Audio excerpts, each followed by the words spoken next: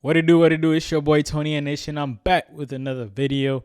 Today's topic is work smart, not hard. I'm sure you saw that on the title. Let's get to it. You're asking yourself, what does that mean? By the way, today's video is going to be pretty short, but I just wanted to talk about it because I actually believe in working smart and not hard. I didn't really come up with all the examples that I wanted to. I didn't do my homework well enough, but I did come up with some. A good example I wanted to use is this one. So my friends and I travel a lot. Like my friend that's helping me shoot these videos is from Washington. I'm in Washington, in and out all the time. I have friends that travel to other states. I travel to other states. I just came back from another state just before this video, but it's like we always go to the airport and they have big lines, especially the Seattle airport. It's just massive lines, and it's like we've always talked about we need to get TSA, we need to get TSA, we need to get whatever.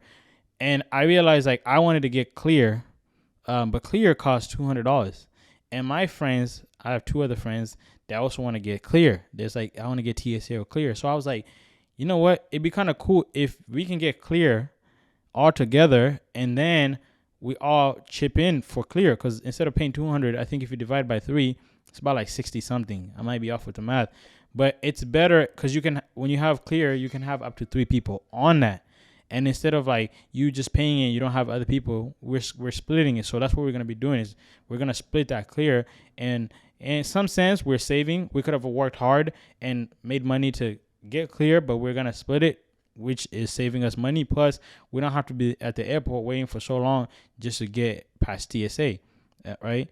And then another thing I want to talk about is in working smart is strategizing, delegating, and outsourcing. Pretty much the last two kind of sound the same. By strategizing, you need to figure out what is it in your life that you can improve on, or that you can do better, that you can work smart at, that you're working hard at right now, that you can work smart. For me, that's like this. I'll use a good example that relates to now.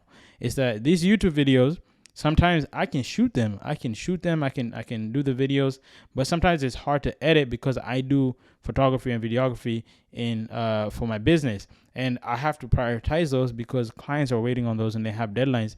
Whereas for YouTube, they don't have deadlines.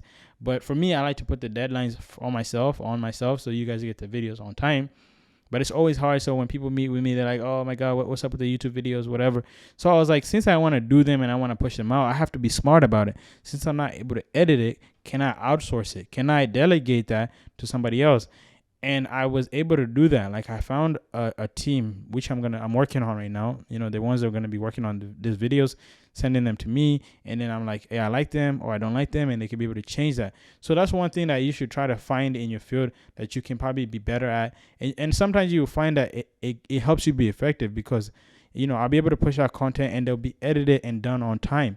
It's going to cost me a little more, but it's in the beginning. And hopefully as we continue, everything just continues to get better. So see how you can be able to work smart and not hard.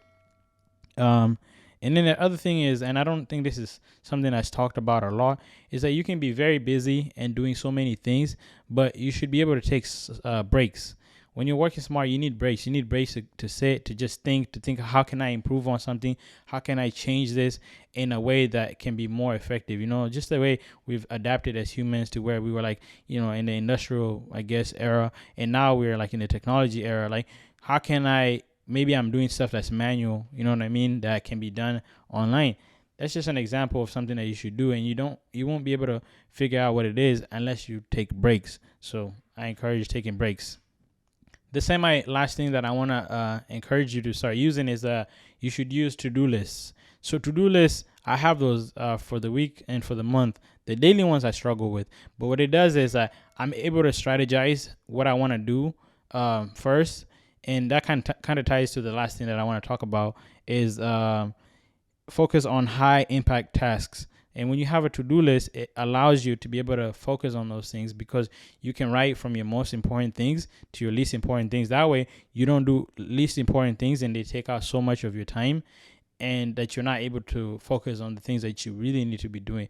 And I find that having your notes on your phone or to-do list or a notebook that can allow you to just write stuff down from things that are very important to least important really helps.